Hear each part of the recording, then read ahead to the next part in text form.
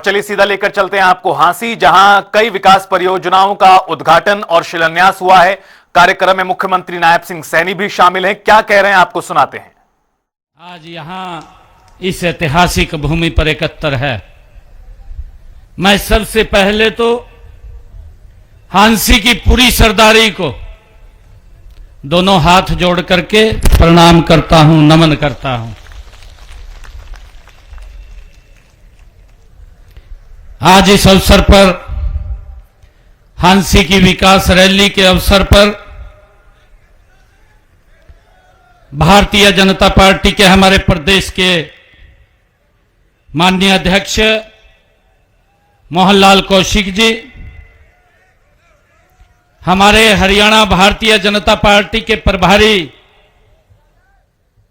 लगातार हम सबका मार्गदर्शन करते रहते हैं, डॉक्टर सतीश पूनिया जी,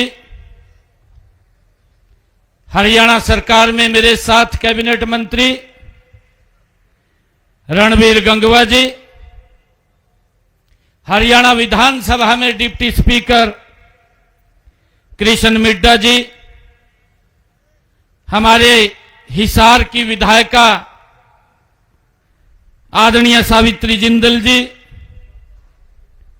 हमारे सफीदों के विधायक दादा राम कुमार गौतम जी, भिवानी खेड़ा के हमारे विधायक कपूर सिंह वाल्मीकि जी, हमारे पूर्व मंत्री कैप्टन अभिमन्यु जी, पूर्व मंत्री कमल गुप्ता जी, प्रदेश भारतीय जनता पार्टी के महामंत्री सुरेंद्र पूनिया जी, हमारे जिला हिसार के प्रभारी जवाहर सैनी जी, पूर्व मंत्री अनूप धानक जी, पूर्व सांसद डीपी वत्स जी, पूर्व मंत्री मनीष ग्रोवर जी और जिला के हमारे प्रभारी हांसी के दीपक शर्मा जी, जिला अध्यक्षा हिसार श्रीमती आशा खेदड़ जी, जिलाध्यक्ष हांसी अशोक सैनी जी, हमारे हिसार के मेयर परवीन पोपली जी, चेयरमैन जिला परिषद सोनू सिहाग जी और उपस्थित आज इस ऐतिहासिक रैली में, ये हांसी की विकास रैली में हांसी के हमारे हर घर से मेरी मातृशक्ति, मेरे बुजुर्ग, युवा साथी, प्यारे बच्चे आज यहां इतनी भारी संख्या में आए हैं। मैं पुनः दोनों हाथ जोड़ करके आप सबको राम राम करता हूं।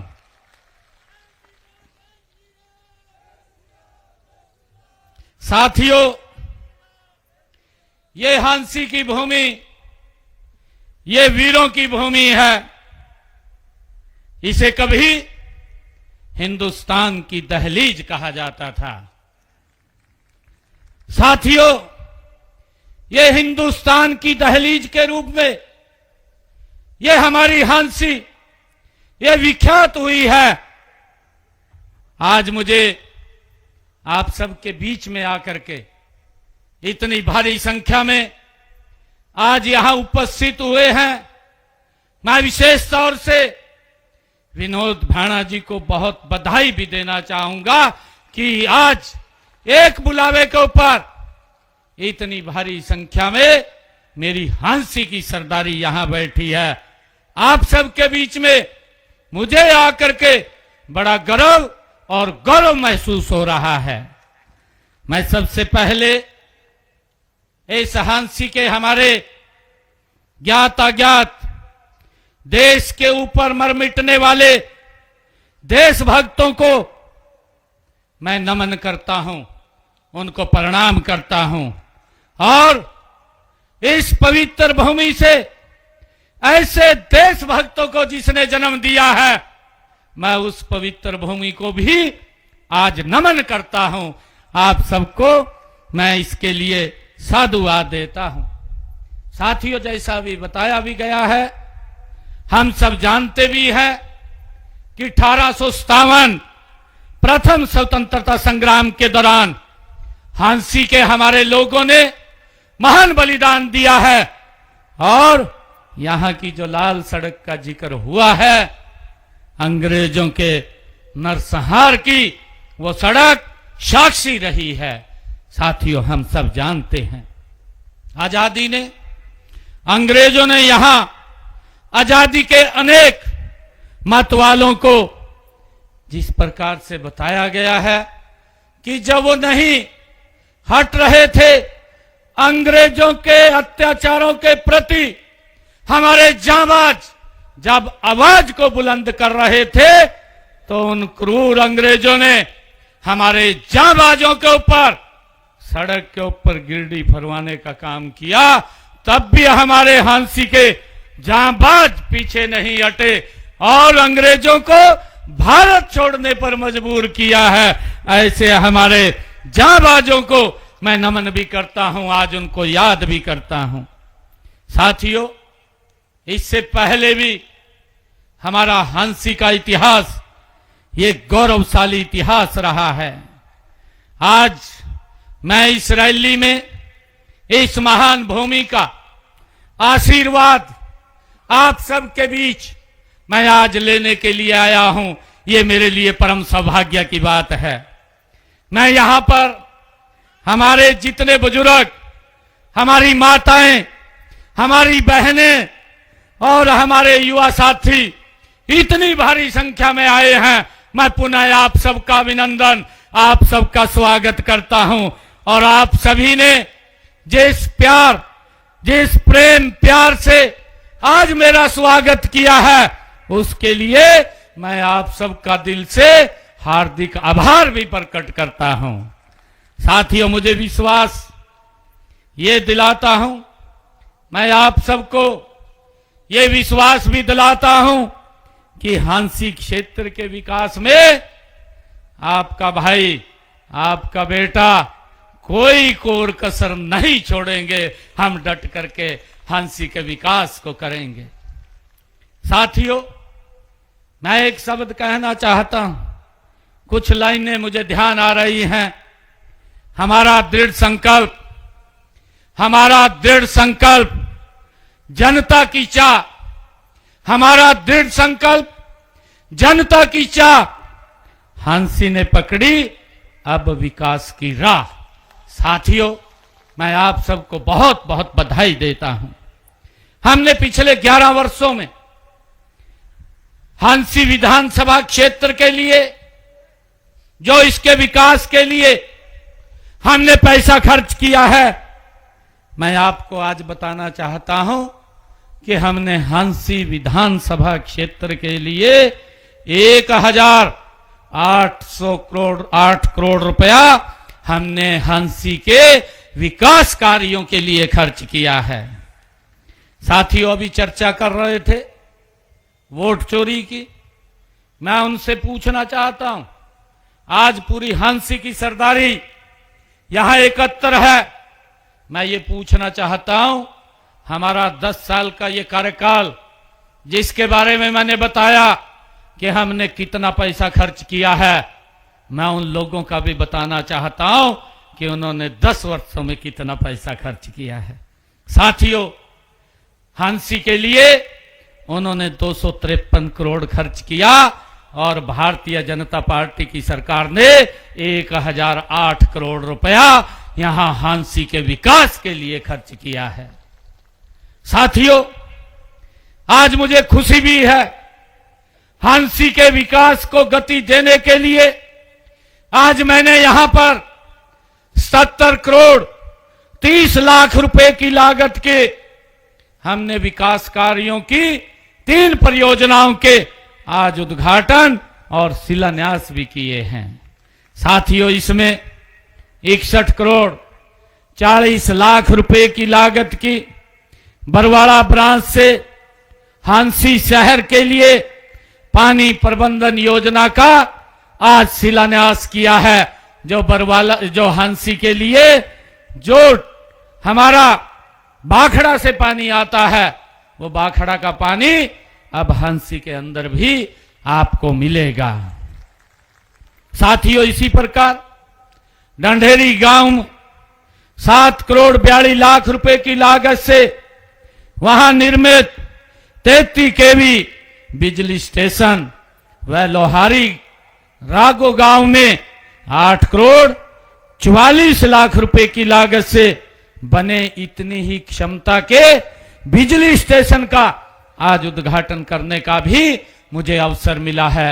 इसका लाभ मेरे हांसी के लोगों को मिलेगा।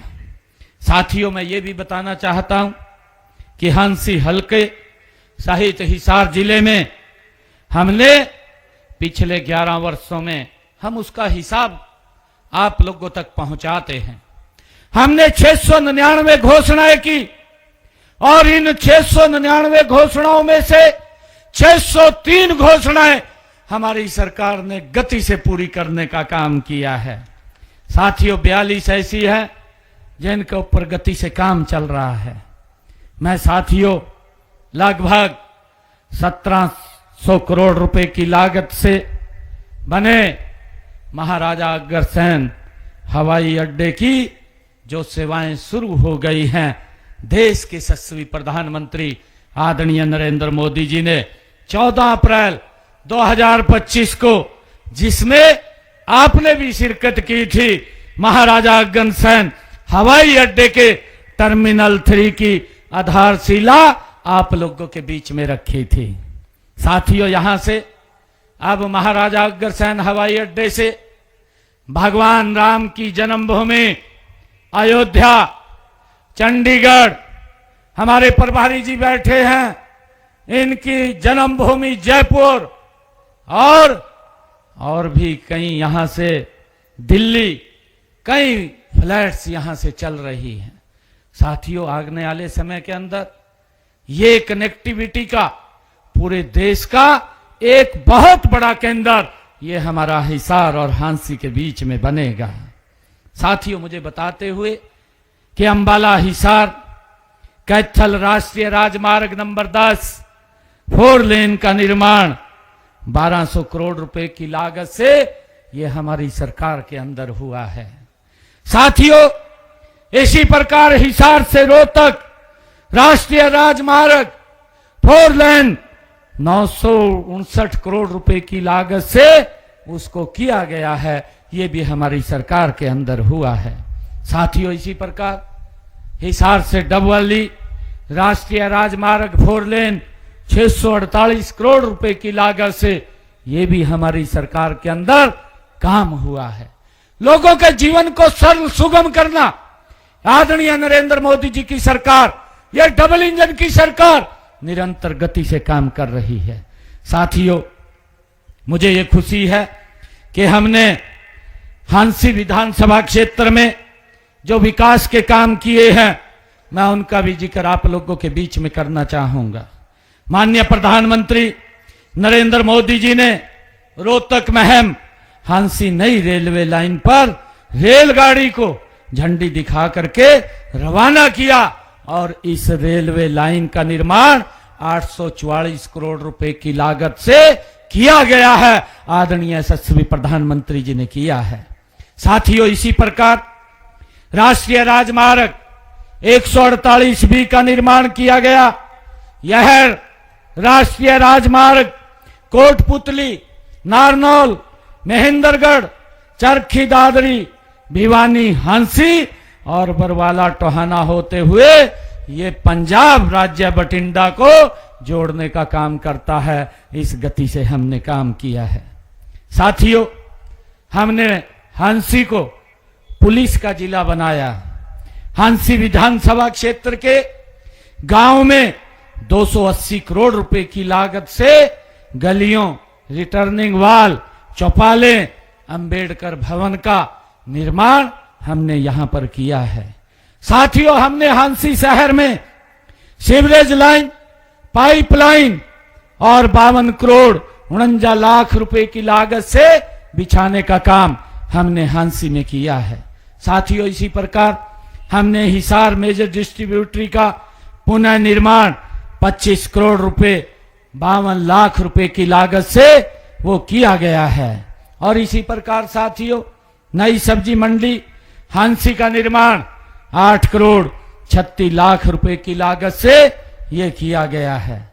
साथियों, मुझे खुशी है, जब मैं विधानसभा के चुनाव में आप सबके बीच में आया था और मैं जब कार्यक्रम के अंदर आया था, हमने आपसे कुछ बातें कही थी और मुझे खुशी है इस बात की कि भारतीय जनता पार्टी ने जो अपना संकल्प लिया था और उस संकल्प के अंदर 217 वायदे हरियाणा प्रदेश के लोगों के साथ किए थे और मुझे खुशी है कि हमने 217 वादों में से इस वर्ष के अंदर 54 वादों को हमारी सरकार ने गति से पूरा किया है। साथियों, उसके लिए हम लगे हुए हैं और यही नहीं, 163 वादों के ऊपर गति से काम चल रहा है। यह 1 वर्ष का समय भले ही कम हो, लेकिन हमने जिस नॉन स्टॉप विकास का संकल्प लिया था उसकी सिद्धि यह 1 वर्ष विकास की 3 गुणी रफ्तार ये हमने की है। साथियों, मुझे ये भी खुशी है कि हमारी सरकार ने तीसरे कार्यकाल में भी प्रदेश के सर्वांगीण विकास और हर वर्ग के हितों की सुरक्षा के लिए अनेक ठोस कदम हमारी सरकार निरंतर उठा रही है। साथियों, मुझे खुशी है बताते हुए, हमारी मातृशक्ति इतनी संख्या में यहां पर बैठी है। हमने अपने संकल्प पत्र में कहा था कि हम लाडो लक्ष्मी योजना को लागू करेंगे। मुझे खुशी है कि पहले ही बजट के अंदर मैंने 5000 करोड़ रुपए का प्रावधान किया और आज 25 सितंबर से लाडो लक्ष्मी योजना बहनों के लिए लागू कर दी है। 2100 रुपया आज उनके पास पहुंच रहे हैं। मैं बहनों से आग्रह करूंगा, आप सबसे भी आग्रह करूंगा, हम इसको फेसिस के अंदर धीरे धीरे करके आगे बढ़ा रहे हैं। इस लाडो लक्ष्मी योजना के साथ हमारी बेटियां, हमारी बहनें वो इसके साथ जुड़े और 2100 रुपए की वित्तीय सहायता बहनों को पहुंचाने का काम ये हमारी सरकार कर रही है। मुझे खुशी है कि हमने अब उसकी 2 किस्तें बहनों के खाते में पहुंचाने का काम किया है। 258 करोड़ रुपया हमने बहनों के खाते में पहुंचाने का काम ये हमारी सरकार ने किया है। मुझे ये भी खुशी है बताते हुए कि हमने अपने संकल्प पत्र में एक बात कही थी कि हमारे जो ऐसी बहनें हैं जिनकी रसोई में जिनके इनकम 1,80,000 रुपए से कम है, ऐसी बहनों की रसोई में हर महीने 500 रुपए का गैस का सिलेंडर पहुंचाने का काम ये हमारी सरकार करेगी। हमने उसको लागू कर दिया है। आज मुझे खुशी है कि लगातार 15 लाख बहनों की रसोई में 500 रुपए का गैस का सिलेंडर पहुंच रहा है। आदरणीय साथियों, किसान हित में हमारी नीतियों के केंद्र में हमारा किसान है।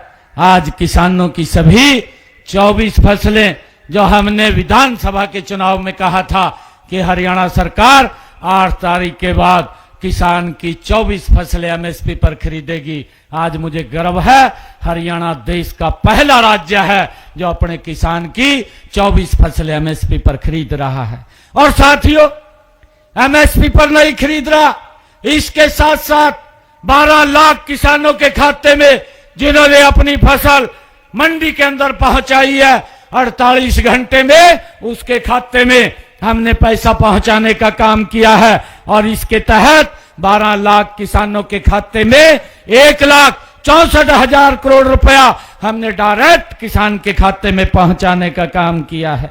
साथियों, मुझे ये भी खुशी है कि अगर मेरे किसान की प्राकृतिक आपदा से फसल का खराबा हुआ है तो हमारी सरकार ने पिछले 11 वर्षों में किसान की फसल के खराबे के एवज में 15,448 करोड़ रुपया पहुंचाने का काम हमारी सरकार ने किया है। साथियों, मैं ये भी बताना चाहूंगा कि हमसे पहले कांग्रेस की सरकार भी 10 साल तक इस प्रदेश के अंदर रही है। उनके शासनकाल में साथियों 1,138 करोड़ रुपए का मुआवजा राशि जारी की गई। किस प्रकार से किसानों के साथ मजाक करते थे। लोग देखते हैं, लोग विचार करते हैं, लोग मंथन करते हैं और अब ये वोट चोरी को लेकर के लोगों में एक भ्रामक प्रचार फैलाने का काम कर रहे हैं। साथियों, मैंने बताया है कि कांग्रेस सरकार तो किसानों की 269 करोड़ रुपया मुआवजा वो भी छोड़ करके चली गई थी, जिसको 2014 के बाद जब हमने हरियाणा प्रदेश के अंदर आप सबके आशीर्वाद से यहां की जिम्मेवारी ली तो 2015 में 269 करोड़ रुपया हमने किसान के मुआवजे का वो भी जारी किया है। साथियों, हमने अपने संकल्प पत्र में कहा था कि हम किसानों के ऊपर अंग्रेजों के जमाने से चले आ रहे अभियान को उसको समाप्त करेंगे। हमने उस अभियान को जड़ से समाप्त किया और किसान को 133 करोड़ रुपया उसको भी माफ करने का काम हमारी सरकार ने किया है। साथियों, हमने जमीनों बस अगर कोई व्यक्ति अपनी भूमि की रजिस्ट्री कराना चाहता है, हमारे अभी कैप्टन साहब बोल रहे थे कि भ्रष्टाचार की उन्होंने बात किया था, परंतु मैं एक बात कहना चाहता हूं, ये सरकार ये कोई समझौता करने वाली सरकार नहीं है। हमने कहा है, आज भी मैं हांसी की सरदारी के बीच में कह रहा हूं, कितना बड़ा कोई अधिकारी होगा अगर भ्रष्टाचार के अंदर लिप्त है, ये सरकार 1 मिनट भी कार्रवाई करने में नहीं लगाएगी, तुरंत उसके खिलाफ कार्रवाई करेगी। और मैं आपको यह विश्वास दिलाता हूं, हांसी की सरदारी को यह विश्वास भी दिलाता हूं कि हमने जो तहसील के अंदर भ्रष्टाचार की आवाजें आती थी उसको पेपरलेस फेसलेस किया है। आज आपको तहसीलदार के पास रजिस्ट्री कराने के लिए नहीं जाना पड़ता, आज आप घर बैठे अपने मोबाइल से अपनी रजिस्ट्री की पूरी भाइयों कोटिंग लिख करके अपलोड करेंगे और आप हमने टाइम बाउंड किया है और उस टाइम बाउंड के अंदर आपके पास ओटीपी आएगा और ओटीपी आपके जा करके जो सेलर होगा, जो परचेजर होगा या ग्राइंडर उसके साथ होगा, वो तीनों लोग जा करके अपनी फोटो तरवाएंगे, अपने साइन करेंगे और रजिस्ट्री लेकर के घर आ जाएंगे। भाइयों, हमने इसके ऊपर भ्रष्टाचार पे एक बड़ी चोट करने का काम हमारी सरकार ने किया है। साथियों, हम चाहते हैं इस भ्रष्टाचार से आम जन को मुक्ति मिले और हमारी सरकार इसको लेकर के निरंतर गति से काम कर रही है। हमारा हर जगह ध्यान भी है, ऐसा नहीं है, हमारी आंख हर विषय के ऊपर है। हम एक एक चीज को देखते हैं। मेरे को हर रोज लगभग 400, 500, 1000 हर रोज लोग आकर के मिलते हैं। अगर किसी को कोई दिक्कत होती है उसके खिलाफ तुरंत कार्रवाई वहीं से होती है, उसको ऊपर एक्शन लिया जाता है। ये नहीं है कि उसके अंदर समय लगता है। मुझे खुशी है बताते हुए कि मेरे पास जो लोग मिलने के लिए आए, मेरे पास जो एप्लीकेशन आई, 1,42,000 एप्लीकेशन लोग मेरे हाथ में दे करके गए। और मुझे खुशी है बताते हुए आपके बीच में मेरे पास 40,000 लोगों की रिकॉर्डिंग भी है। मैंने उन 1,40,000 एप्लीकेशन में से 1,25,000 लोगों का काम उसका किया है। ये मेरे पास पूरा रिकॉर्ड भी है, एक एक व्यक्ति का रिकॉर्ड है। और कोई भी व्यक्ति अगर हरियाणा के किसी भी कोने से आता है, बाकायदा उसकी बात सुन करके उसके ऊपर कार्रवाई की जाती है। यह हमारी सरकार का एजेंडा है। हाल ही में सोनीपत में मुख्यमंत्री अंत्योदय परिवार उत्थान योजना का ये दूसरा चरण हमने शुरू किया है।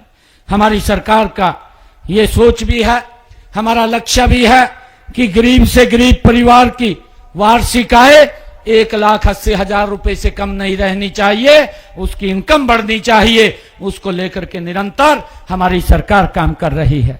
साथियों, हमने इसी प्रकार जो अनुसूचित जाति में जो उनको आरक्षण दे करके उनके अधिकार को देने का काम भी हमारी सरकार ने किया है, जिसका हमने अपने संकल्प पत्र में बात भी कही थी। साथियों, मुझे ये भी खुशी है कि हमने हरियाणा प्रदेश के अंदर जो बुजुर्गों को सम्मान भत्ता देते हैं उसको भी 200 रुपए बढ़ाने का काम हमारी सरकार ने किया है। और पिछड़ा वर्ग क्रीमी लेयर की आय की सीमा भी 6 लाख से बढ़ा करके 8 लाख रुपए करने का निर्णय ये हमारी सरकार ने किया है। साथियों, हमने पिछड़ा वर्ग बी को पंचायती राज संस्थाओं में, स्थानीय निकायों में आरक्षण देने का काम ये हमारी सरकार ने किया है। और हर गरीबों के सर के ऊपर छत हो, ये हमारी सरकार का देय है। आदरणीय प्रधानमंत्री जी लगातार इसको लेकर के बहुत गति से काम कर रहे हैं। प्रधानमंत्री आवास योजना के तहत हमने अब तक 1,56,000 लोगों को मकान बना करके हरियाणा प्रदेश में चाबियां सौंपने का काम किया है। और मैंने कहा है कि अगर किसी और व्यक्ति ने अप्लाई किया है, हमारे अधिकारी वेरीफाई करके उसको भी इस योजना का लाभ पहुंचाने का काम हमारी सरकार कर रही है। साथियों, मुझे खुशी है कि मुख्यमंत्री आवास योजना ग्रामीण के तहत भी हमने 12,031 प्लाट वितरित किए हैं। उनको 30-30 गज का प्लाट हमने शहरों में देने का काम किया है। साथियों, मुझे खुशी है कि अब तक धन के अभाव में कोई भी गरीब इलाज से वंचित न रहे। आयुष्मान भारत चिरायु योजना ये चला करके आदरणीय नरेंद्र मोदी जी ने हरियाणा प्रदेश के, मैं आपको आज बताना चाहता हूं कि हरियाणा प्रदेश के 25,39,000 लोगों ने आयुष्मान चिरायु योजना से अपना इलाज कराया। और उसकी एवज में आदरणीय मोदी जी हरियाणा सरकार ने 4,126 करोड़ रुपया उनके इलाज के लिए देने का काम ये हमारी सरकार ने किया है। साथियों, मैं ये भी कहना चाहता हूं कि हमने ये भी कहा था अपने संकल्प पत्र में कि जो किडनी के रोग के पेशेंट हैं, 8 तारीख के बाद हरियाणा के सरकारी हॉस्पिटल, मेडिकल कॉलेज और मेडिकल यूनिवर्सिटी में उनका जो डायलिसिस है वो फ्री होगा। हर महीने किडनी के पेशेंट को जब वो डायलिसिस कराने के लिए जाता था, उसका 25 से 30 हजार रुपए महीने का खर्च होता था। बहुत सारी दिक्कतें परिवार के सामने खड़ी हो जाती थी, परंतु हमने निर्णय किया ये सारा का सारा खर्चा हरियाणा सरकार वहन करेगी। आज किसी का भी कोई 5 पैसे नहीं लगता, उसका फ्री में इलाज किया जाता है। साथियों, इसी प्रकार जब से मैंने ये बागडोर संभाली है हरियाणा प्रदेश के अंदर, 1 वर्ष के अंदर मैंने 34,000 युवाओं को बिना पर्ची बिना खर्ची के हरियाणा सरकार में रोजगार देने का काम किया है। और इसी प्रकार पिछले 11 वर्षों की अगर हम बात करें, लगभग हरियाणा प्रदेश के अंदर 1,80,000 युवाओं को बिना पर्ची बिना खर्ची के हरियाणा सरकार ने रोजगार देने का काम हमारी सरकार ने किया है। साथियों, जुलाई माह में कॉमन पात्रता परीक्षा का वो पेपर हुआ था।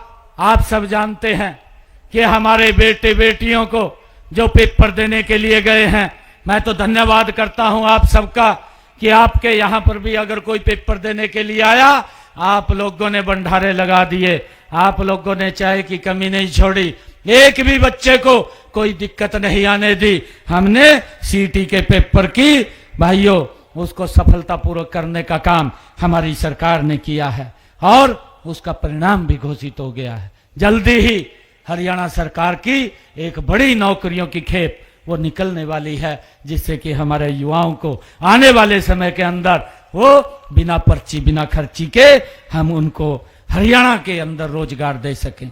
साथियों, इसी प्रकार हमारे अपने तीसरे कार्यकाल में भी जन कल्याण के काम हम तेजी से कर रहे हैं। साथ ही पिछले 2 कार्यकालों में योजनाओं व कार्यक्रमों को हमने तेजी से गति से आगे बढ़ाया है। साथियों, मैं आज आप लोगों के बीच में कहना चाहता हूं कि हमारे देश के यशस्वी प्रधानमंत्री आदरणीय नरेंद्र मोदी जी के नेतृत्व में हम गति से आगे बढ़ रहे हैं। हमने जो कहा है उसको हमने किया है। हमारी नीति, हमारी नीयत, हमारा नेतृत्व ये बिल्कुल स्पष्ट है। हमने भौतिक व मानव विकास के पैमानों पर हरियाणा को एक विकसित राज्य बनाने का हमने संकल्प लिया है। साथियों, लेकिन ऐसा विकसित हरियाणा कुर्सी के जो पीछे लगे हुए हैं, जिन्होंने अपने कार्यकाल में जिस प्रकार से हरियाणा को लूटने का काम किया, जिनके कार्यकाल में जब से कांग्रेस पार्टी का जन्म हुआ आजादी के बाद तब से भारत को लूटने का काम कर रहे हैं। ऐसे लोग अपनी कुर्सी की लड़ाई तो लड़ते हैं, जनता की लड़ाई नहीं लड़ते, जो रोज रोज नई नई झूठ बोल करके और वो अफवाह फैलाते रहते हैं और वो बोलते रहते हैं कि भाई वोट चोरी हो गया, वोट चोरी हो गया। मैं इनका थोड़ा सा आपको किस्सा बताना चाहता हूं। जो लोग ये वोट चोरी के आरोप लगा रहे हैं, मैं इनको कहना चाहता हूं कि 1948 में जीप का एक बहुत बड़ा घोटाला हुआ था। यह आजादी के बाद ये तुरंत हुआ था, तब तो पूर्णतः भारत आजादी में भी नहीं आया था। ये 1948 की बात है, जब जवाहरलाल नेहरू देश के प्रधानमंत्री बने थे। कांग्रेस के समय में सबसे पहले अगर जो घोटाला हुआ था वो जीप का घोटाला हुआ था। 1956 में LIC का घोटाला ये कांग्रेस पार्टी ने किया था। कॉमनवेल्थ का घोटाला किया था। 1,76,000 करोड़ का 2G घोटाला ये कांग्रेस ने किया था। 1,86,000 करोड़ रुपए का ये कोयला घोटाला ये कांग्रेस पार्टी की ही देन थी। 90 करोड़ रुपए का नेशनल हेराल्ड का घोटाला ये कांग्रेस की देन थी। 65 करोड़ रुपए का वाड्रा DLF का घोटाला ये कांग्रेस की देन थी। ये वोट चोरी की बात कर रहे हैं। भाइयों, आपने तो कांग्रेस ने लोगों की जेब चोरी की है, और जब लोगों की जेब चोरी की है तो आपको बाहर का रास्ता दिखाने का काम किया है। अब तो मैं हांसी वालों से कहना चाहता हूं कि भाई ये एक ब्रिक्स चूर्णकूट का वो कांग्रेस वालों पर पचा दो, जिससे उनका पेट खराब ना हो, उनका पेट ठीक रहे। ये मैं आप लोगों से आग्रह करता हूं। साथियों, पिछले कुछ दिनों से कांग्रेस अपनी खोई हुई राजनीतिक जमीन को तलाशने के लिए भाइयों वोट चोरी का ये भ्रामक प्रचार कर रही है। सच्चाई यह है कि कांग्रेस पार्टी जो खुद अपने राजनीतिक इतिहास में फर्जीवाड़े, भ्रष्टाचार और लोकतंत्र की हत्या की वो प्रतीक रही है, आज वो इस प्रकार के आरोप लेकर के चल रही है।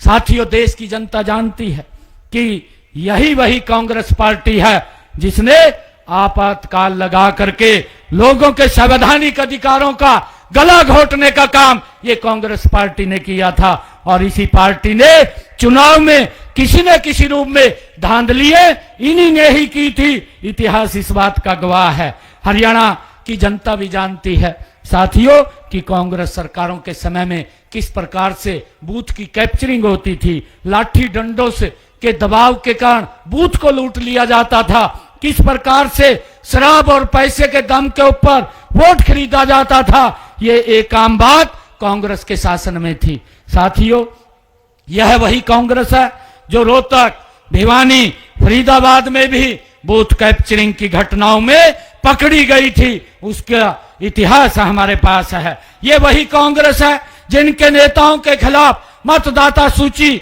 में गड़बड़ी करवाने के केस आज भी दर्ज हैं, आज भी केस चल रहे हैं। हरियाणा के कई जिलों में कांग्रेस के नेताओं के नाम नकली पहचान पत्र बनवा करके वोट डलवाने की शिकायतें बार बार ये कांग्रेस के नेताओं के खिलाफ आती रही हैं। साथियों, मैं एक बात कहना चाहता हूं इन कांग्रेस के लोगों को कि उम्र भर भूल यही करता रहा, उम्र भर भूल यही करता रहा, धूल चेहरे पर जमी थी, आईने को साफ करता रहा। ये कांग्रेस के लोगों की ये हालात है साथियों। इसी तरह मैं आप लोगों को ये भी बताना चाहता हूं कि कांग्रेस SIR के खिलाफ जो दुष्प्रचार कर रही है, मैं ये भी बताना चाहता हूं कि ये SIR 1952 से लेकर के अब तक कई बार इस देश के अंदर हुआ है। ये SIR वोटों का जो गहन परीक्षण होता है, पुनरीक्षण, वो कई बार किया है। 1952 में भी हुआ है, 1957 में भी हुआ है, 1961 में भी हुआ है, 1965 में भी हुआ है, 1966 में भी हुआ है, 1983 में भी हुआ है, 1984 में भी हुआ है, 1987 में भी हुआ है, 1989 में भी हुआ है, 1992 में भी हुआ है, 1993 में भी हुआ है, 1995 में भी हुआ है और 2002-2003 में भी हुआ है। साथियों, लगातार ये SIR देश के अंदर होता रहा है। इन सभी वर्षों में एसआईआर गहन पुनर्निरीक्षण इन वोटों का हुआ है।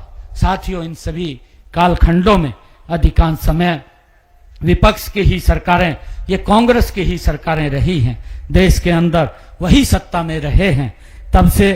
तब तो न तो कोई किसी लोकतंत्र को खतरा था। मैं कांग्रेस के युवराज राहुल गांधी और हमारे हरियाणा के कांग्रेस के नेता बड़े बोले यहाँ बेचारे को हाथ में पकड़ाई दिया, कहा भाई और कोई मुद्दा तो मिला नहीं, ये वोट चोरी का मिल गया, वो उसके हाथ में पकड़ाई दिया और वो उसको लेकर के पूरे देश में घूम रहा है। भाइयों, उसको समझ नहीं है, इन बातों की समझ नहीं है। अरे वोट कैसे चोरी हो जाएगा?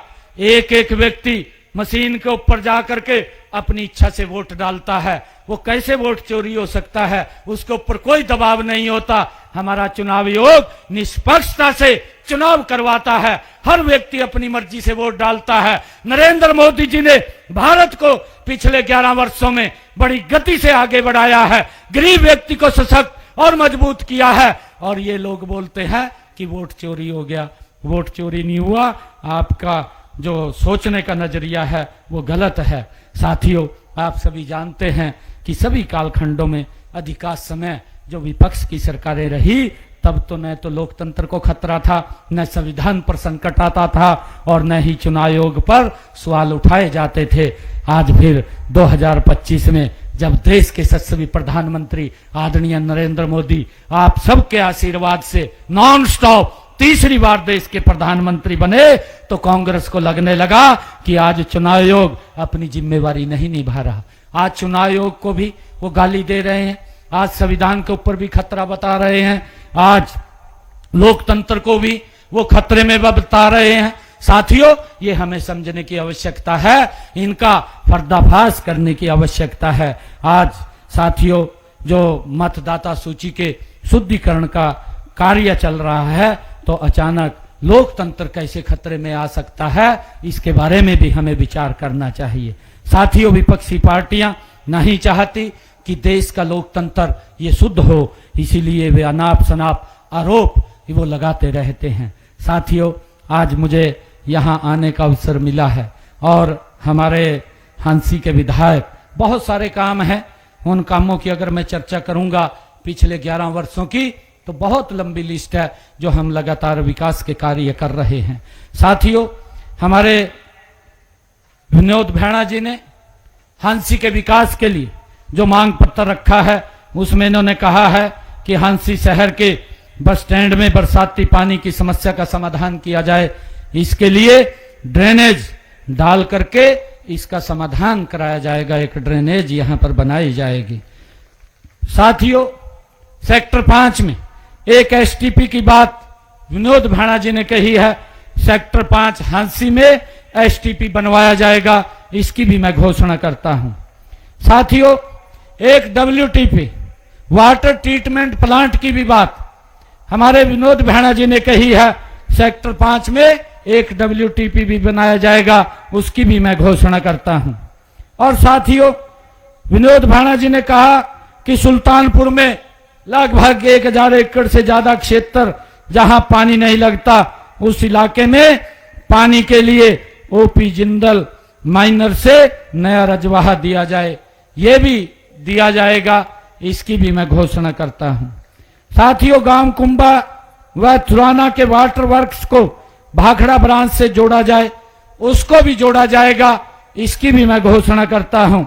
और साथियों, महाराजा अग्रसेन चौक दिल्ली रोड से जींद चुंगी तक लगभग 1.5 किलोमीटर NHAI का सड़क को राज्य सरकार के अधीन आने उपरांत कार्य योजना ये भी बनवाई जाएगी, इसकी भी मैं घोषणा करता हूं।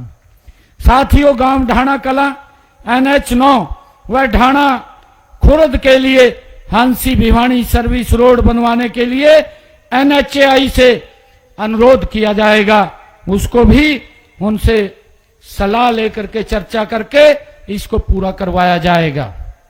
साथियों, हांसी में पुलिस अधिकारियों व कर्मचारियों के लिए आवास व पुलिस लाइन का निर्माण भी चरणबद्ध तरीके से करवाया जाएगा, जिसका आज पत्थर भी लगा है। साथियों, भूमि उपलब्धता के आधार पर जो खेल स्टेडियम की बात हमारे विनोद भाणा जी ने की है, आप हमें भूमि उपलब्ध करा दीजिए। खेल स्टेडियम हांसी के अंदर बनाया जाएगा, इसकी भी मैं घोषणा करता हूं। और साथियों, जो ऐतिहासिक अमटी झील के की बात इन्होंने सौंदर्यकरण की कही है, उसका सौंदर्यकरण भी करवाया जाएगा, इसकी भी मैं घोषणा करता हूं। और हांसी के हॉस्पिटल जो 50 बेड का है, उसके अपग्रेड की बात विनोद भाणा जी ने कही है, उसको 100 बेड का अस्पताल यहां बनवाया जाएगा, उसकी भी मैं घोषणा करता हूं। साथियों, इसी प्रकार हांसी विधानसभा में हमारी जो पीडब्ल्यूडी की सड़कें हैं, 211 किलोमीटर की 69 सड़कों जो डीएलपी के अंदर हैं, उनकी आवश्यकता पड़ने पर एजेंसी से उनका ठीक रख रखाव करवाया जाएगा। और इसी प्रकार 10-10.5 किलोमीटर की 4 सड़कों का निर्माण हांसी में प्रगति पर चल रहा है और 10.5 किलोमीटर की 4 सड़कों की 627.52 6 करोड़ 27 लाख रुपए की लागत से स्पेशल रिपेयर उनकी कराई जाएगी, इसकी मैं घोषणा करता हूं। साथियों, इसी प्रकार हांसी विधानसभा क्षेत्र की जो मार्केटिंग बोर्ड की सड़कें हैं, वो 81.90 किलोमीटर की 33 सड़कें जो डीएलपी के अंदर हैं, आवश्यकता अनुसार एजेंसी से अगर वो टूटी होंगी तो उनको ठीक करवाया जाएगा। और इसी प्रकार 217 लाख रुपए की लागत से 16.76 किलोमीटर की 5 सड़कों की स्पेशल रिपेयर कराई जाएगी। 2 करोड़ 17 लाख 20 हजार रुपए की लागत से इन 5 सड़कों की रिपेयर कराई जाएगी, इसकी भी मैं घोषणा करता हूं। साथियों, हमारे हांसी विधानसभा क्षेत्र की खेत खलिहान के जो रास्ते हैं, कच्चे रास्ते, उनको 25 किलोमीटर की आज मैं यहां पर घोषणा करता हूं। खेत खलिहान के 25 किलोमीटर के रास्ते वो पक्के बनाए जाएंगे। साथियों, इसी प्रकार हांसी विधानसभा के ग्रामीण क्षेत्रों के विकास के लिए मैं 5 करोड़ रुपए की घोषणा करता हूं। और साथियों, आप जिसका इंतजार कर रहे हैं इतने लंबे समय से,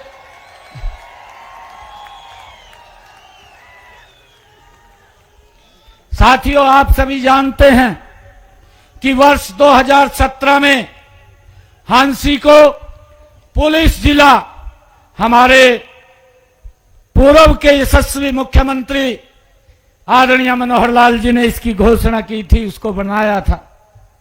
चुनाव से पहले जब मैं यहां आया था और यहीं आपके बीच में यह आचारसंहिता लग गई थी, मैंने कहा था कि कुछ अरमान हमारे दिल में रह गए हैं, वो अरमान अब मैं उजागर नहीं कर सकता, परंतु वो अरमान जो आपके हमारे दिल में बसे हुए हैं, मैं आज हांसी को हरियाणा का 23वां जिला बनाने की घोषणा करता हूं।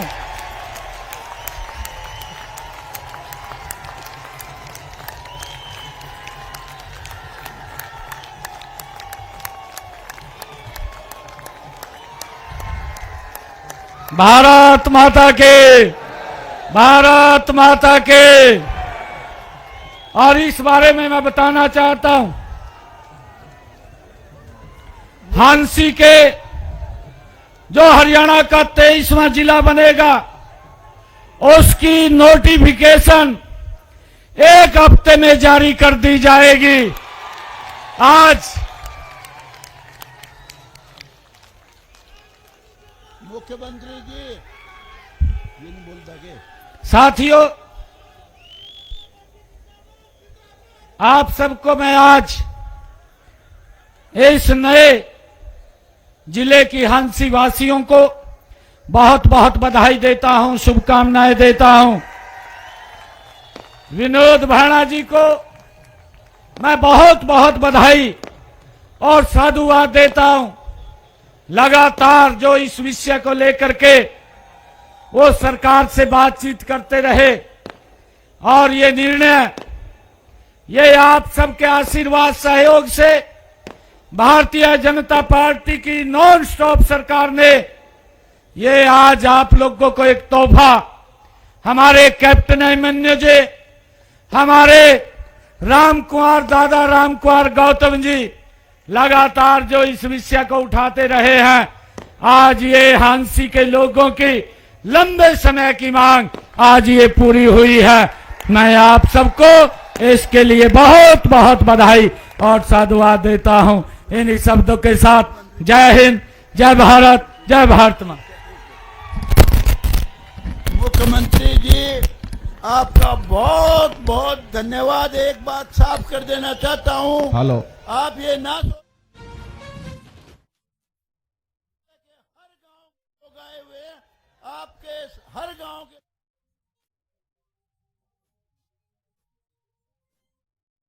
स्वागत मुख्यमंत्री जी का करें।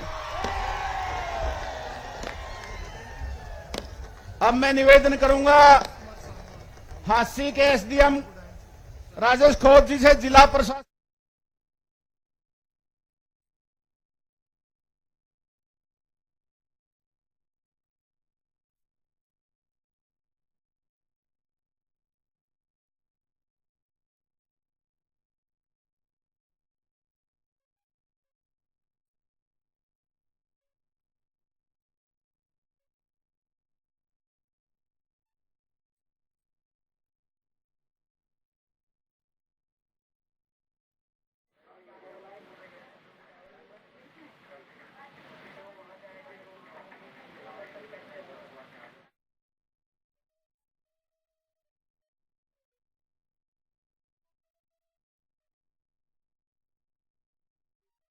खबर अपने दर्शकों को दे दें। मुख्यमंत्री नायब सिंह सैनी ने आज एक बहुत बड़ा ऐलान किया है और इसके साथ ही जो करीब 1 दशक से भी ज्यादा लंबी मांग थी हिसार के हांसी के लोगों की, यानी वो अब पूरी हो चुकी है।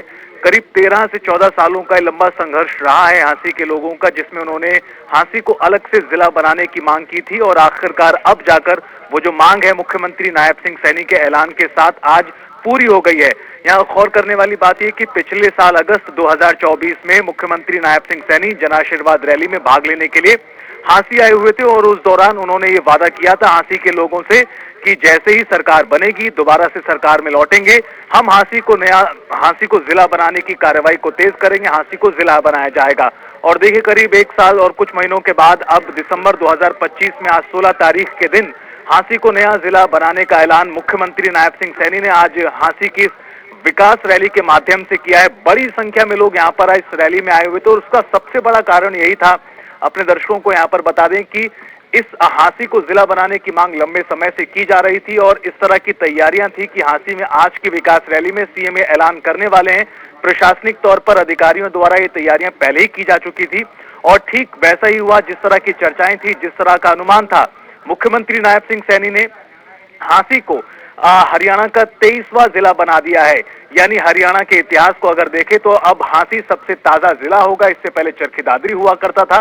हांसी के सिलसिले में आपको ये भी बता दें कि साल 2016 के आसपास हांसी को पुलिस जिला पहले ही घोषित कर दिया गया था। यानी जो एसपी हैं, पुलिस अधीक्षक है, उनकी नियुक्ति पहले ही हो चुकी थी। हांसी पुलिस जिला पहले ही बन गया था, लेकिन एडमिनिस्ट्रेटिव तौर पर जो हांसी है अब अलग से जिला बन चुका है, यानी डीसी होगा और जो तमाम प्रशासनिक अधिकारी कामकाज होते हैं वो हांसी में यहीं पर हो पाएंगे। दरअसल हांसी को जिला बनाने की जो मांग है वो कई कारणों से जायज यहाँ पर लोगों की तरफ से बातों में दिखाई पड़ती थी। उसका कारण ये था कि हिसार अपने आप में भौगोलिक रूप पर बहुत बड़ा है और ऐसे में हिसार का जो जिला मुख्यालय है वो खुद हिसार शहर है और ऐसे में हांसी के लोग जो करीब 25 किलोमीटर दूरी पर पड़ते हैं, ऐसे में ग्रामीण इलाके को लोगों को अपने जरूरी कामकाज कराने के लिए 20-22 किलोमीटर भागना पड़ता था और हिसार जाकर वो काम कराने पड़ते थे। ये एक बहुत बड़ा कारण रहता था, लोग जिस वजह से मांग करते थे कि हांसी को जिला बनाया जाए। इसके अलावा एक और जो महत्वपूर्ण कारण दिखाई पड़ता था वो ये हांसी अपने आप में ऐतिहासिक शहर है। इसका इतिहास हजारों वर्षों पुराना है, जिसका मुख्यमंत्री नायब सिंह सैनी ने भी आज जिक्र किया अपने संबोधन की शुरुआत में और बताया किस तरह से आजादी के आंदोलन से पहले भी, आजादी के आंदोलन के दौरान भी और उसके बाद भी लगातार हांसी का अपना एक इतिहास है, अपने गौरवशाली व्याख्या है। यानी एक तरह से जो तमाम लोगों की मांग थी, तमाम लोगों की जो उम्मीदें और विश्वास था वो आज पूरा हुआ है और आज हरियाणा का जो 23वां जिला है हांसी, हरियाणा में पहले 22 जिले थे और अब इस तरह से 23 जिले बन चुके हैं। मुख्यमंत्री ने एक और बड़ी बात यहां पर यह भी कही है कि एक हफ्ते के भीतर ही नोटिफिकेशन भी जारी कर दिया जाएगा। यानी ये इस लिहाज से महत्वपूर्ण है क्योंकि सुखबुगाहट इस तरह की थी, अगले साल परिसीमन होना है, संभवतः अभी ना ऐलान हो लेकिन डीसी की नियुक्ति कर दी जाए, लेकिन सीएम सैनी ने साफ कर दिया नोटिफिकेशन जारी होगा एक हफ्ते के भीतर। और हांसी जो 23वां जिला हरियाणा का बन चुका है, इससे पहले चरखी दादरी लास्ट जिला बना था और अब हरियाणा का हिसार का हांसी जो 23वां जिला बना है, इस लिहाज से ये ना सिर्फ लोगों के लिए एक तरह से जीत भी है, लोगों की भावनाओं से जुड़ा हुआ मुद्दा भी है, क्योंकि इसके लोगों ने लंबा संघर्ष किया है, एक दशक से भी ज्यादा लंबा संघर्ष था इस विषय को लेकर, जो अब करीब करीब पूरा हो चुका है। और मुख्यमंत्री ने आज इस विकास रैली के माध्यम से न सिर्फ 70 करोड़ से ज्यादा के विकास कार्यों की सौगात दी, ये भी बताया कि हांसी विधानसभा क्षेत्र के तौर पर 1000 करोड़ से भी ज्यादा हमने यहाँ पर खर्चा किया है और अलग अलग तरीकों से लोगों की सुविधाओं को बढ़ाने का काम किया गया। लेकिन इसके साथ साथ जो सबसे बड़ी उम्मीद लोगों को थी हांसी को जिला घोषित करने की, वो आज मुख्यमंत्री नायब सिंह सैनी ने इस मंच के माध्यम से, विकास रैली के माध्यम से पूरी करते हुए हांसी के लाखों लोगों को एक बहुत बड़ी सौगात दी है। और ऐसी सौगात जिसके लिए काफी लंबे समय से इंतजार किया जा रहा था। और जैसे ही सीएम सैनी ने ऐलान किया कि हांसी को जिला घोषित करते हैं, वहां पर मौजूद, मंच पर मौजूद लोग हों या सामने मौजूद तमाम आम लोग, कार्यकर्ता, समर्थक हों, एक तरह से सभी लोगों की जो खुशी का इजहार था, नाचते हुए लोग यहाँ पर मंच पर भी दिखाई दिए और मंच के सामने जो बड़ी संख्या में लोग पहुंचे हुए थे, उनकी जो खुशी का इजहार था, उत्साह था, जबरदस्त तरीके से देखने को मिला है। क्योंकि कोई सामान्य खबर नहीं, सामान्य जानकारी नहीं, करीब एक दशक से भी लंबा 2012-13 के आसपास में हांसी को जिला बनाने की मांग शुरू हुई थी, संघर्ष समिति बनी थी, लंबी कार्रवाई हुई, कई बार की बातचीत हुई और लोगों ने जो प्रयास किए वो यहाँ पर सही साबित हुए हैं, फलीपूर्ण साबित हुए हैं। लोगों को जो उनका संघर्ष था उसका फल यहाँ मिलता नजर आया है। तो एक तरह से जो पहले मुश्किलों का सामना कामकाज, सरकारी कामकाज के तौर पर लोगों को करना पड़ता था हिसार शहर जाकर, वो अब हांसी में ही पूरा होगा। हांसी में ही डीसी बैठेंगे, हांसी में ही जो अन्य तमाम प्रशासनिक कामकाज होते हैं वो हांसी में ही होंगे। अब देखना ये होगा कि इस हांसी जिले में कौन कौन से इलाके शामिल किए जाते हैं, क्योंकि जिस तरह की जानकारियां लगातार चल रही थी, कुछ इलाकों को बनाकर अब इस हांसी को जिला बनाया जाएगा। इस हांसी में और कौन कौन, इस जिले में अब कौन कौन से और अन्य शहर होंगे, कितने गांव होंगे, कौन कौन से इलाके होंगे, वो तमाम चीजें अभी देखनी होंगी जब नोटिफिकेशन जारी होगा। यानी उस वक्त ये सब चीजें क्लियर होती नजर आएंगी कि हांसी जो अब नया जिला, जिसका ऐलान सीएम सैनी ने आज कर दिया एक हफ्ते के भीतर, जिसका नोटिफिकेशन जारी होगा, उसमें कौन कौन से जगह होंगी, कौन कौन से इलाके होंगे। प्रस्तावित जिले को लेकर बात करें तो कई तरह के नाम अभी हैं, नारनौंद, हांसी, भवानीखेड़ा उपमंडल के दर्जनों गांवों को शामिल किया जाएगा। प्रस्तावित जिला हांसी किस तरह का हो सकता है वो जानकारी है, लेकिन आपको ये बता दें कि एक बहुत बड़ी खबर तमाम हांसी के लोगों के लिए, जिसका इंतजार था और जो आज मुख्यमंत्री नायब सिंह सैनी ने जिसको पूरा कर दिया है, एक दशक से भी पुरानी मांग ही थी। इसमें हांसी, नारनौंद, भवानीखेड़ा के दर्जनों गांव शामिल होंगे, प्रस्तावित जिले की जानकारी है। जब नोटिफिकेशन जारी होगा तब देखना दिलचस्प होगा, महत्वपूर्ण होगा कि इसमें और क्या क्या शहर होंगे। ये भी अपने दर्शकों को बता दें कि नया जिला हिसार, जींद, रोहतक, भिवानी 4 मौजूदा जिलों की सीमाओं से सटा होगा। फिर से समझिए, जो अब हिसार का हांसी जो अब जिला बनने वाला है, इसकी जो सीमाएं हैं हिसार, जींद, रोहतक और भिवानी, यानी 4 जिलों से सटी होंगी। कुल मिलाकर आज बड़ा दिन हरियाणा के हांसी के लोगों के नजरिए से भी, क्योंकि लंबी मांग जो थी वो पूरी हो गई है। एक हफ्ते